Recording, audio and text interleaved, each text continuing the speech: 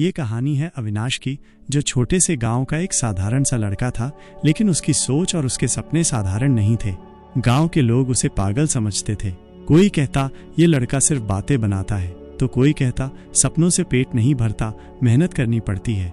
लेकिन अविनाश को इन बातों की परवाह नहीं थी। वो जानता था कि सपने देखने वालों को लोग पहले पागल कहते हैं, फिर वही लोग तालियां बजाते हैं। अविनाश के पिता किसान थे। हर दिन सूरज उगने से पहले खेतों में काम करना और रात को थके हारे घर लौटना उनकी दिनचर्या थी। लेकिन अविनाश का मन खेतों में नहीं लगता था। वो अक्सर गांव के बाहर पीपल के पेड़ के नीचे बैठा रहता, जहां से नदी का किनारा साफ दिखता था। वो घंटों आसमान में उड़ते पक्षियों को देखता और सोचता, क्या मेरे सपने भी इन पक्षियों की तरह खुले आसमान में उड़ सकते हैं? एक दिन गांव में एक बूढ़ा साधु आया। उसकी आंखों में अनुभव की गहराई और चेहरे पर अद्भुत शांति थी। वो गांव के हर घर जाके लोगों से बात करता। जब वो अविनाश के पास पहुंचा तो उसने पूछा, बेटा तू हर रोज यहाँ पेड़ के नीचे क्या लिखता रहता है? अविनाश ने हल्की मुस्कान के साथ कहा, सपने बाबा, मैं अपने सपनों को कागज पर उतारता हूँ। साधु ने उसकी डायरी को देखा। उसमें केवल शब्द नहीं थे, बल्कि छोटे छोटे चित्र और योजनाएं भी थीं। साधु ने उसकी आंखों में झांका और कहा, तेरे सपने तुझे बहुत दूर ले जाएंगे, लेकिन याद रखना रास्ता आसान नहीं होगा। लोग तुझे रोकेंगे, तेरा मजाक उड़ाएंगे, रास्ते में तू अकेला होगा। क्या तू तैयार है? अविनाश ने बिना झिझक के कहा, हाँ बाबा, मैं तैयार हूँ। अगले ही दिन अविनाश ने अपने गांव को अलविदा कह दिया।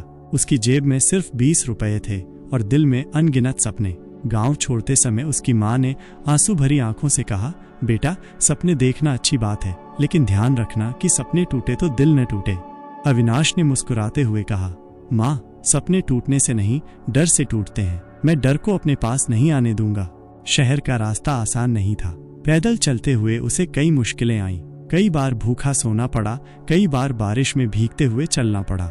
लेकिन हर मुश्किल के बाद वो अपनी डायरी में एक पंक्ति लिखता, आज एक कदम और बढ़ा, मुश्किलें हारी, मैं जीता। शहर पहुंचने के बाद उसे एहसास हुआ कि यहाँ सिर्फ सपनों से पेट नहीं भरता, उसे काम चाहिए था। उसने कई जगहों पर काम के लिए कोशिश की, लेकिन हर जगह से उसे नकार दिया गया। एक दिन थक हार कर वो एक चाय की दुकान के बाहर बैठा था। दुकान के मालिक ने उसे देखा और पूछा, काम चाहिए? अविनाश ने तुरंत हाँ कह दिया। उसने चाय की दुकान पर काम करना शुरू कर दिया। दिन भर वो चाय बनाता और लोगों को परोसता, लेकिन रात को अपनी डायरी लेकर लिखने बैठ जाता। उसकी डायरी उसके सपनों की दुनिया थी।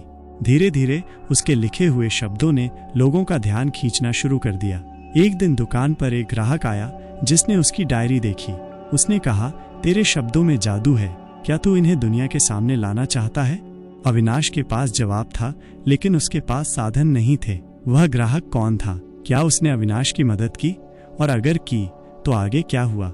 ये जानने के लिए अगले भाग का इंतजार करें। अगली सुबह सूरज निकलने से पहले अविनाश अपने छोटे से कमरे में बैठा डायरी के पन्ने पलट रहा था। उसके दिमाग में अजनबी की बातें घूम रही थीं। तेरे शब्दों में जादू है, ये शब्द बार बार उसकी सोच को झकझोर रहे थे। लेकिन सवाल ये था कि क्या वो उस अजनबी पर भरोसा कर सकता है? चाय की दुकान पर पहुंचते ही उसने देखा कि वही अजनबी दुकान के कोने में बैठा हुआ है। इस बार वो चाय के साथ अपनी डायरी भी साथ लाया। अजनबी ने मुस्कुराते हुए कहा, आज तो मुझे उम्मीद थी कि तू मुझे मना कर देगा, लेकिन लगता है तू तैयार है। अविनाश ने धीमी आवाज में पूछा, आप हैं कौन और क्यों मेरी मदद करना चाहते हैं? अजनबी ने गंभीरता से जवाब दिया, मेरा नाम अर्जुन है, मैं एक प्रकाशन कंपनी में काम करता हूँ। मैंने तुम्हारी डायरी की झलक देखी और मैं समझ गया कि ये शब्द किसी साधारण इंसान के नहीं हो सकते। तुम जैसे लोग बहुत कम मिलते हैं।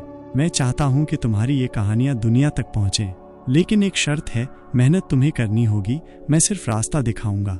अविनाश ने अर्जुन की आंखों में देखा, वहाँ सच्चाई थी। वो समझ गया कि ये मौका खोने जैसा नहीं है। उसने हामी भर दी। अर्जुन ने उसे अगले दिन शहर के बड़े पुस्तकालय में मिलने के लिए कहा। ये सुनकर अविनाश का दिल तेजी से धड़कने लगा।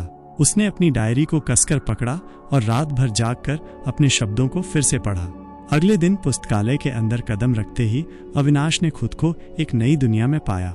चारों तरफ किताबें, शांत माहौल और लोगों की गहरी सोच में डूबी आंखें। अर्जुन ने उसका स्वागत किया और कहा, यहाँ से तुम्हारे सफर की शुरुआत होगी। पहले तुम्हें ये समझना होगा कि शब्दों का सही इस्तेमाल कैसे किया जाता है। अर्जुन ने उसे कई लेखकों के काम पढ़ने को दिए। अविनाश ने दिन रात मेहनत की, हर पन्ना पलटते हुए उसने महसूस किया कि लिखना सिर्फ एक कला नहीं बल्कि एक जिम्मेदारी है। धीरे धीरे उसका आत्मविश्वास बढ़ने लगा। कुछ महीनों बाद अर्जुन ने उसे एक बड़े कार्यक्रम में बुलाया। वहां शहर के मशहूर लेखक और कवि मौजूद थे। अर्जुन ने उसकी डायरी से एक कहानी सबके सामने पढ़ी। पूरी सभा शांत थी। जैसे ही कहानी खत्म हुई, तालियों की गूंज से हॉल भर गया। ये अविनाश के लिए एक नया मोड़ था, लेकिन किस्मत का खेल अभी खत्म नहीं हुआ था। जिस समय उसकी कहानी की तारीफ हो रही थी, उसी समय कुछ लोगों ने उसकी आलोचना भी शुरू कर दी। ये लड़का कौन है? इसे लिखना नहीं आता, बस किस्मत अच्छी है। अविनाश के दिल में एक तूफान था। उसे लगा कि वो इस ऊंचाई पर पहुंचने के बाद अब गिर सकता है। अर्जुन ने उसे समझाया, हर बड़ा सपना बड़े संघर्ष की मांग करता है। अगर सब तुम्हारी तारीफ करेंगे तो तुम्हें अपनी कमियां कैसे पता चलेंगी? आलोचना को हथियार बनाओ, न कि कमजोरी। अविनाश ने उस रात अपनी डायरी में लिखा, आज मैंने सीखा कि जीतने के लिए सहना पड़ता है। ये शुरुआत है, मंजिल अभी दूर है। लेकिन क्या अविनाश सच में आलोचनाओं से ऊपर उठ सका? क्या उसकी कहानियां उसे वो मुकाम दिला सकी जिसके लिए वो गांव छोड़कर आया था? अविनाश की कहानी अब एक नए भाग का इंतजार कर। आलोचनाओं के बीच उसने अपने अंदर एक नई ताकत महसूस की। अर्जुन के शब्दों ने उसे साहस दिया, आलोचना को हथियार बनाओ, न कि कमजोरी। अब वो अपने सपनों को सिर्फ दूसरों के लिए नहीं बल्कि खुद के लिए जीने लगा था। कुछ समय बाद अविनाश ने अपना पहला उपन्यास लिखने का फैसला किया। उसने अपनी पुरानी डायरी से सारी कहानियां निकाली और उन्हें एक पुस्तक में ढालने की शुरुआत की।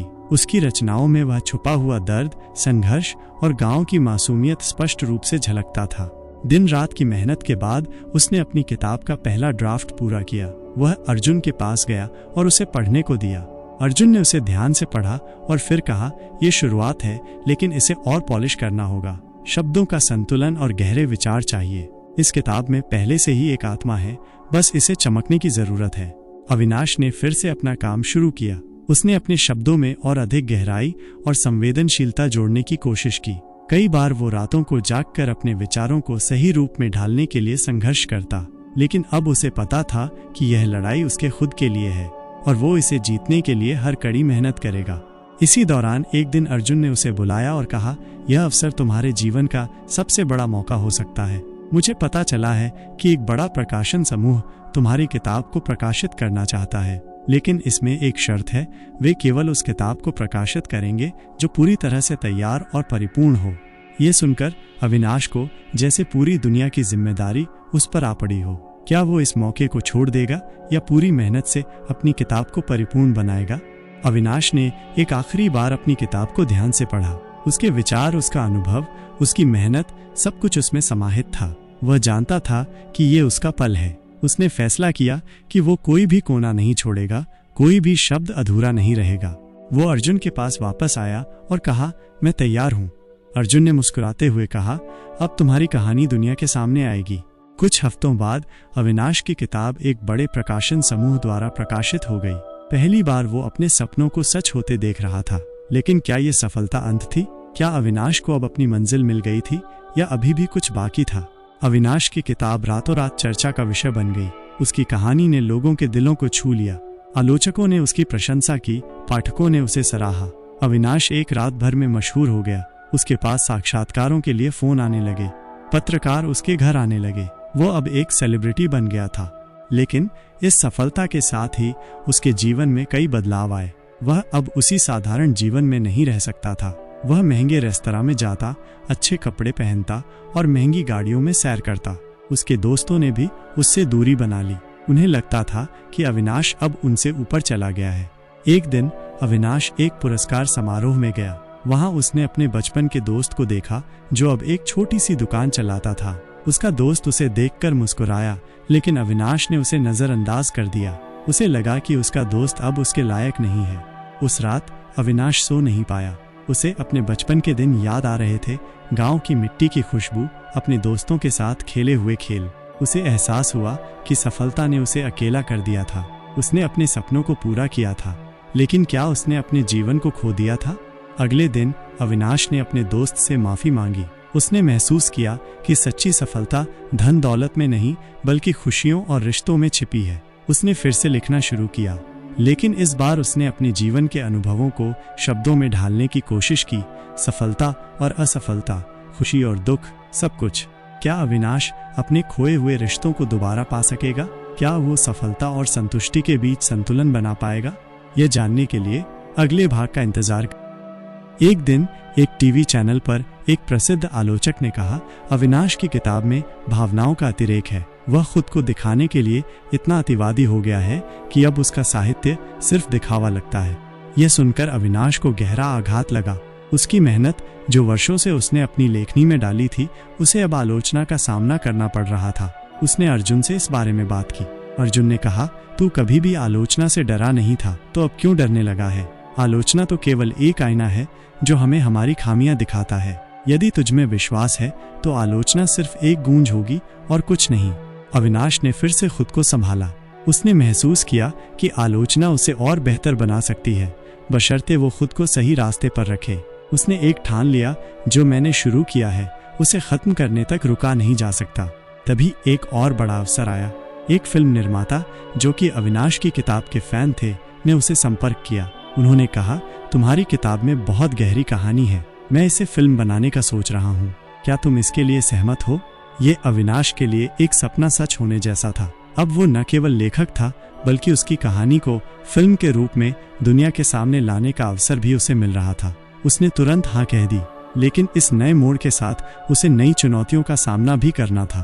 क्या वो इस फिल्म को बनाने में सफल हो पाएगा? क्या उसकी कहानी फिल्म में वही असर छोड़ पाएगी जो किताब में था? अविनाश ने काम शुरू कर दिया। फिल्म के निर्देशक और कलाकारों से मिलकर उसने अपनी कहानी को स्क्रीन पर उतारने की योजना बनाई, लेकिन सेट पर आने वाली परेशानियां और बाधाएं बहुत बड़ी थीं। कई बार उसे लगता था कि वो अपनी कहानी को सही तरीके से प्रस्तुत नहीं कर पा रहा है। कलाकारों से लेकर प्रोडक्शन टीम तक सबकी अलग अलग सोच थी। एक दिन वो थका हारा सेट पर बैठा था, तभी अर्जुन ने उसे फोन किया। कैसा चल रहा है? अर्जुन ने पूछा। अविनाश ने उदासी से कहा, मुझे लगता है कि मैं ये सब ठीक से नहीं कर पा रहा हूँ। फिल्म के लिए जो उम्मीदें थीं वो पूरी नहीं हो पा रही हैं। अर्जुन ने उसे शांत किया। तेरे जैसे लोगों के लिए किसी भी रास्ते पर चलना आसान नहीं होता, लेकिन याद रखना, अगर तुझे अपनी कहानी का सही रूप दिखाना है तो तुझे खुद पर विश्वास रखना होगा। तू लेखक है और लेखक अपनी कहानी से बाहर कभी नहीं निकलता। उसे उसी रास्ते पर चलने का हौसला रखना होता है जहाँ से वो शुरू हुआ था। ये बात अविनाश के दिल में बैठ गई। उसने फैसला किया कि वो अपने तरीके से इस फिल्म को बनाएगा। उसने फिल्म के कलाकारों के साथ फिर से संवाद किया और उन्हें अपनी कहानी की आत्मा समझाने की कोशिश की। धीरे धीरे सब कुछ सही दिशा में बढ़ने लगा। कुछ महीनों बाद फिल्म रिलीज हुई। ये न केवल सफल हुई, बल्कि आलोचकों और दर्शकों ने अविनाश की कहानी को बेहद सराहा। अब अविनाश को ये समझ में आ गया था कि सफलता सिर्फ एक कदम का नाम नहीं होता, बल्कि ये एक लंबी यात्रा होती है जिसमें असफलताएं और कठिनाइयां आती हैं, लेकिन उन्हें पार करने से ही असली जीत मिलती है। फिल्म की सफलता ने अविनाश को एक नई पहचान दी, लेकिन क्या अब वो संतुष्ट था? क्या उसे सच में अपने सपनों की मंजिल मिल चुकी थी? अविनाश की फिल्म की सफलता ने उसे न सिर्फ एक लेखक के तौर पर, बल्कि एक प्रेरणा के रूप में भी स्थापित कर दिया था। उसका नाम अब हर मंच पर था, उसकी कहानी को अब हर किसी की जुबान पर था। लेकिन जितनी बड़ी उसकी पहचान हुई, उतनी ही बड़ी उसकी जिम्मेदारी भी बन गई। वो समझ चुका था कि सफलता एक पल की चमक नहीं होती, बल्कि ये लगातार मेहनत, संघर्ष और अपने विश्वास को बनाए रखने का परिणाम होती है। फिल्म की सफलता के बाद अविनाश ने खुद को एक नए सफर पर देखा। उसने अपनी किताबों और फिल्मों के जरिए दुनिया भर में अपनी आवाज पहुंचाने का मन बनाया। लेकिन इस बार वो न केवल अपने सपनों को पूरा करने के लिए काम कर रहा था, बल्कि वो अब दूसरों को भी अपनी कहानी से प्रेरित करना चाहता था। एक दिन अविनाश को एक स्कूल में बच्चों से मिलने का अवसर मिला। वो बच्चों से बातें कर रहा था और उनमें से एक छोटे लड़के ने सवाल किया, आपके पास सब कुछ है तो अब क्या चाहते हो? अविनाश मुस्कुराया और उस छोटे से लड़के से कहा, अब मुझे केवल यही चाहिए कि मेरे जैसे और लोग अपने सपनों को साकार कर सकें बिना किसी डर के। मैं चाहता हूं कि आप सभी जानें कि किसी भी सपने को पूरा करने के लिए कोई भी रास्ता आसान नहीं होता, पर जब तक आप खुद पर विश्वास रखते हैं तब तक कोई भी मुश्किल आपको रोक नहीं सकती। वो लड़का थोड़ी देर चुप रहा और फिर बोला, मैं भी बड़ा होकर लेखक बनना चाहता हूँ। उसकी बात सुनकर अविनाश की आंखों में आंसू आ गए। उसने खुद को याद किया जब वो उसी लड़के की तरह अपने सपनों की ओर कदम बढ़ा रहा था। वो समझ चुका था कि सच में ये यात्रा केवल अपने लिए नहीं, बल्कि दूसरों के लिए भी है। अविनाश की माँ की याद भी उसे बहुत सताने लगी। वो जानता था कि उसकी माँ हमेशा कहती थी, सपने देखो, लेकिन उन्हें पूरा करने के लिए मेहनत करनी होगी। अब जब वो अपनी सफलता के शिखर पर था तो वो माँ के बिना इस सफर को अधूरा सा महसूस कर रहा था। वो घर वापस आया और अपनी माँ की तस्वीर के सामने खड़ा हो गया। आंसू भरी आंखों से उसने कहा, माँ, आपने जो सपने मुझे दिए थे वे अब सच हो गए हैं। मैं जानता हूँ आप मुझे देख रही हैं। उस दिन के बाद अविनाश ने एक नया कदम उठाया। उसने अपने काम को और भी बेहतर बनाने के लिए छोटे बच्चों और युवाओं के लिए लिखने का फैसला किया।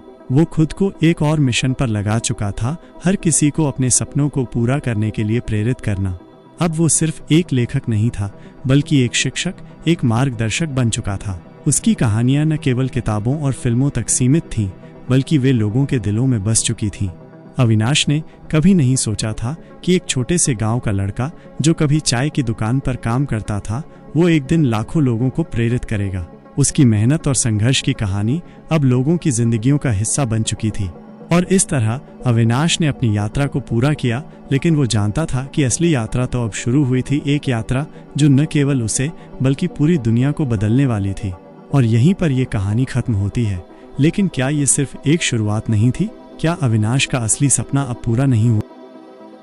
दोस्तों, मैं हूं विशाल। अगर आपको ये कहानी अच्छी लगी हो तो वीडियो को लाइक ज़रूर करें और चैनल को भी सब्सक्राइब ज़रूर करें। धन्यवाद।